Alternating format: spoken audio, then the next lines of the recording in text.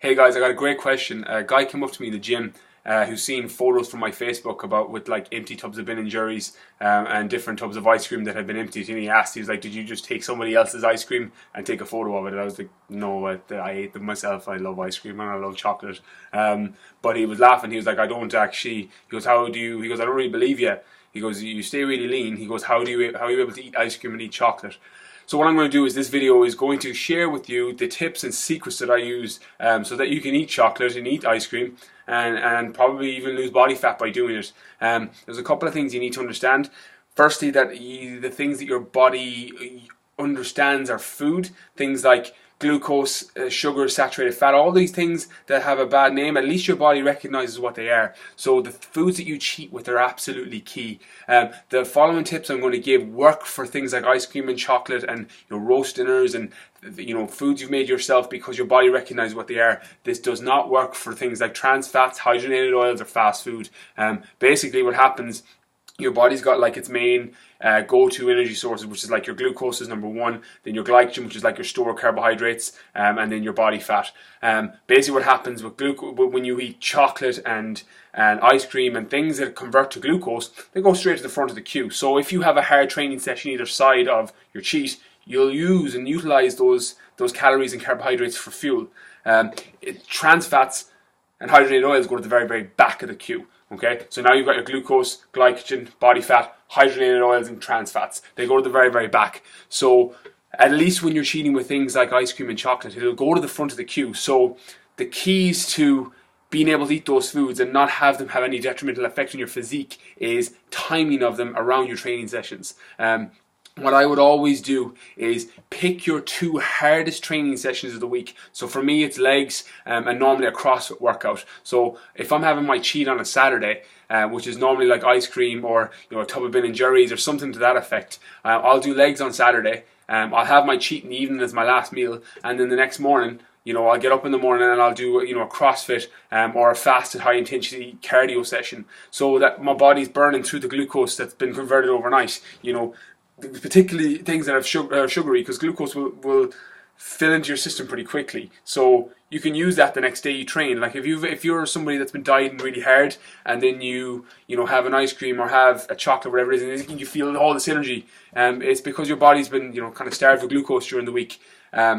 This also doesn't work if you're not eating healthy during the week.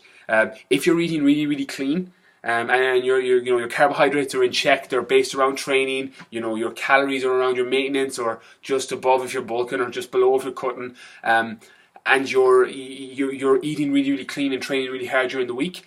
That's really the kind of the secret. You add in your cheat then on a weekend and have your two hardest training sessions around it, it doesn't even knock a dent out of your physique. I do this all through prep. I do it all through the off season too. The key really is just to time your cheats around your hardest training sessions, and stick with things that your body understands. Things like hydrogenated oils and trans fats are effectively, if you're an English speaker, it's like trying to read a book in Chinese. Your body doesn't even understand what hydrogenated oils or trans fats are. So what happens, as soon as you eat them, your body panics and they get stored towards fat cells where they're completely safe, where they can't do any damage to vital organs because your body doesn't recognize them. Things like roast dinners, ice cream, chocolate, things that are like saturated fat, glucose, sugars, that obviously you don't want to be eating them every day, but at least your body recognizes what these things are. So when you go to try and burn them off, you can utilize them for fuel. They don't get stored straight towards fat pockets. And another little tip is really, I recommend to people, try not to have your cheats too regularly until you've kind of got to a point where you're happy enough with where you're at. Or the other exception is if you have been training really hard and dieting really hard during the week, then use it as kind of like, I say don't use food as a reward because you're not a dog, but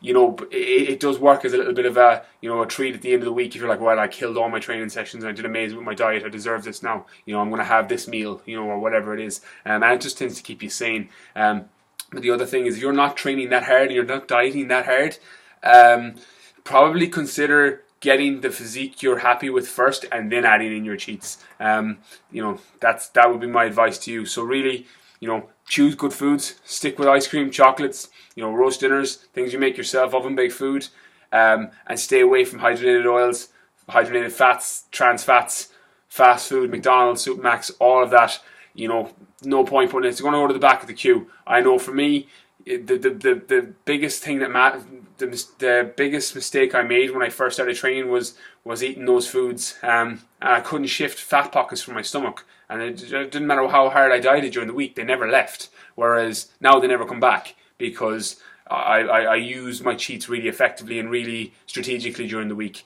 So I hope this video helps.